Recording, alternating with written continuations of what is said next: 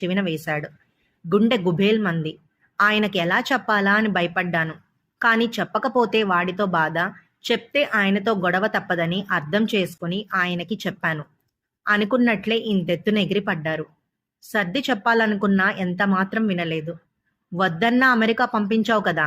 ఈ పెళ్లి కూడా నువ్వే కుదిర్చావా? అందుకే సర్ది చెప్తున్నావా? అని చెంప పగల్గొట్టారు. నాకేమీ తెలియదన్నా మూర్ఖంగా వాదించారు. ఇవేమీ బాబుకు చెప్పకుండా అన్య కులస్తులను చేసుకోవడంలో సమస్యలు చెప్పడానికి ప్రయత్నించాను.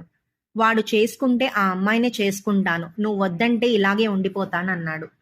చేసేదేమీ లేక ఆయనతో మళ్ళీ పోరాటం సాగించాను. ఎన్నో రోజుల నా కన్నీటి ఫలితంగా వాడి పెళ్లి జరిగింది.